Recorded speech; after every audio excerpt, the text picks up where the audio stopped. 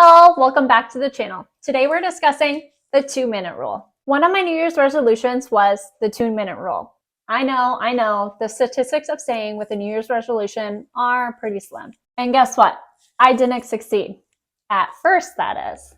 What is the 2-minute rule? The 2-minute rule states that if you can complete a task in under 2 minutes, you do it now.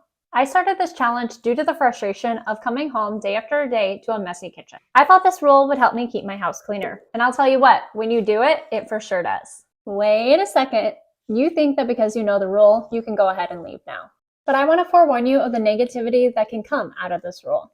As you can guess, it was annoying to make myself clean up the counters and put away the dishes after a long day of working. But after it was done, I never regretted my efforts and felt more content with those small chores accomplished. What really got to me from this rule was cleaning up after others. You see, I had implemented this rule for myself, and I had obviously told my husband about it with the hopes that he would join in. But I quickly realized, just like getting others to declutter, they have to want to do it for themselves. So every morning I would get up, and my husband and I would have coffee together. Then my husband would leave for work and leave his coffee mug, you guessed it, right on the kitchen counter. Every morning after he left, I would rinse his mug and put it in the dishwasher that I had usually emptied that morning. Slowly, I started to resent my husband. How hard is it to place it in the dishwasher or even the sink, I thought. But then again, why am I getting mad at him for not following my rule?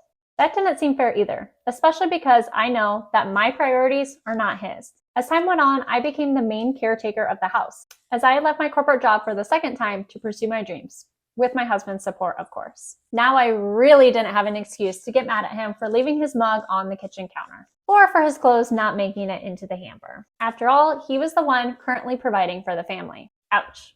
Yes, I'm sharing my insecurities with you, but let's skip to the light ahead. There was also a lot of good that came from this rule. Besides a cleaner, clutter-free home, this rule exposed me to my own issues of self-worth. I realized that although I was not bringing in financially for our family, I was still worthy as a person and had plenty to provide. As I became more and more proud of the work that I did, it became less of a chore, and my coffee cup trigger went away. My husband wasn't doing this to be malicious. It was just a habit for him. Once I changed my perspective, it became so much easier to see all that he did for us. Because once again, what matters in my brain may not be what is top of mind in his. Like the fact that he likes vacuum floors, but I prefer clean kitchen counters. If you're thinking about implementing this rule, I encourage you to give it a try.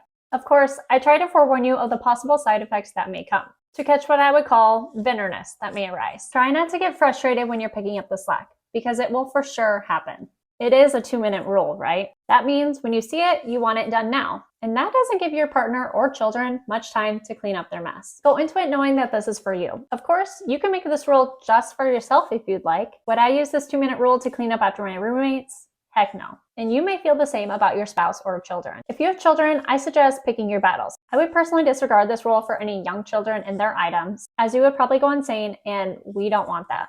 I promise. Just like decluttering, others in the household will notice and start to model your behavior. Thanks for joining me once again. If you like this video, don't forget to subscribe. And as always, stay intentional. Bye, friends!